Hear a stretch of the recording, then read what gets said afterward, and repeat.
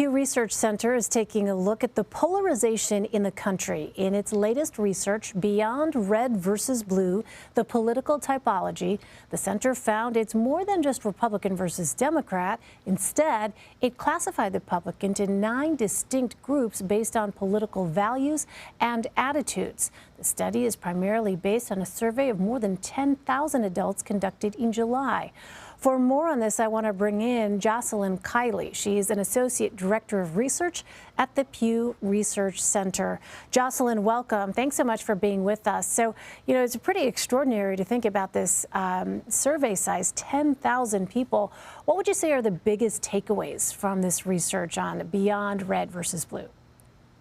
Sure. Well, what we seek to do in this research is to really understand the texture within the public when it comes to politics. And one of the things that we look at is the texture within the two political parties. What unites the Republican Party and what divides it, and the same on the Democratic side. And so a couple of key takeaways, for instance, on the Republican side, we found 4 different groups, as you mentioned, of the 9. 3 of them are deeply conservative, but they differ in some ways over issues around, say, big business. We have a group we call the populist right that really diverges from the rest of the Republican coalition and is highly critical of banks and financial institutions. Very, very different than some other parts of the Republican coalition. And the party also diverges on issues around immigration and foreign policy. Some groups are immigration hardliners, others are more moderate on immigration. And they also, of course, diverge to some degree around the former President Trump. And on the Democratic side, you also see a number of cleavages. We have 4 groups on the Democratic side, but they're different cleavages. So we find a group we call the progressive left, who are down the line liberal on almost all, virtually all issues, but then they sit in the same coalition as the group we call the Democratic mainstays, who are more moderate on some issues like immigration. And in particular, of America's military strength and even on assessments about crime in the country. And then also the Democratic coalition includes a group we call the outsider left, who are pretty liberal but kind of disenchanted with the political system, including the Democratic Party. So they're not pulled to the center, but they aren't necessarily easy to motivate to go vote because they're not quite as engaged as some of these other groups. Yeah, it really sort of underscores to me just how complex, really, our political landscape is. When you see those different categories, as you just spelled out, one of the questions you looked at also was who should be allowed in the Republican Party tent. Jocelyn, what is it that you found in the research in talking to these 10,000 people?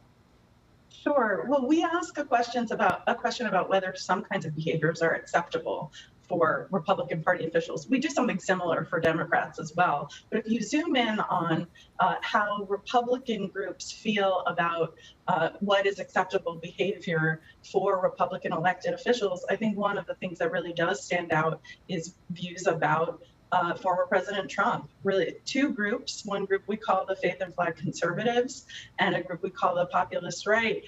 Nearly 80% say that the party should not be accepting of Republican officials who criticize the former president. And it's also true of 63% of another group we call committed conservatives. But then we have a group we call the ambivalent right, who are a little bit more Republican leaners, a little younger, a little more moderate on some issues, and they are likely to say that the party should be accepting of officials who criticize the former president. And we see similar patterns when it comes to views of whether people in the Republican Party should sometimes cooperate with Democrats. We really do see these kinds of differences where the ambivalent right are much more likely to say, sure, sometimes it's fine to cooperate with Democrats, whereas our faith and flag conservatives and populist right are less likely to say that. What about the Democratic coalition? The snapshot of them these days in the shorthand tends to be progressives versus moderates. But what you found is quite a bit more complex than that. It is. And actually, what's interesting this time around, and we've done a typology basically since 1987 was the very first political typology, but you really do see cleavages within the liberal Democratic set, which is new. We really didn't see that before. We have a group we call the progressive left. I mentioned very liberal across the board. But then we also have a group we call the establishment liberals, who are very, very liberal on a lot of things. But they're just less likely to say that the whole system needs to be changed. And I think there are a number of telling questions that distinguish the progressive left from the establishment liberals. And the establishment liberals are twice as large as the progressive left. And one of the differences is that progressive left really like candidates who call themselves Democratic Socialists, and no other part of the Democratic coalition does. And progressive left are a relatively small share of the coalition. We still do find a group that has a lot of characteristics of moderate Democrats. They're actually the largest group of the Democratic coalition. We call them the Democratic mainstays. So there's a lot of texture there, not just between the so-called moderates and liberals, but even across the liberal groups and even within, to some extent, the so-called moderate wing of the party. It's just so fascinating to look at this research, especially as we think about the midterms. What is it, Jocelyn, that you're seeing in terms of political engagement across the different typology groups? Sure. I think one of the things that we've seen, not just in this research, but for years, is that the most politically engaged tend to be the most down the line, ideologically consistent. And that's certainly true in the typology. I think, as I mentioned, I think one of the challenges the Democrats are going to face in the 2022 midterms is this group we call the outsider left, though.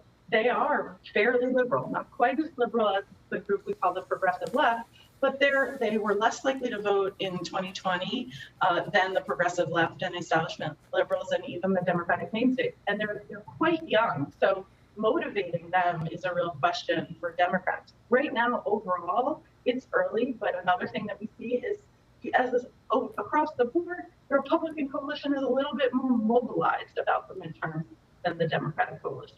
Again, we've got a year to go nearly, so that could certainly change, but that's a snapshot of where we are. Yeah, and for people who are trying to sort of understand the electorate, I mean, I can't say enough about this report. It's 160 some pages, so it's a lot to go through. But certainly, again, it goes to the complexity and the nuance associated in our political landscape today. Jocelyn Kiley, great to have you. Thanks very much.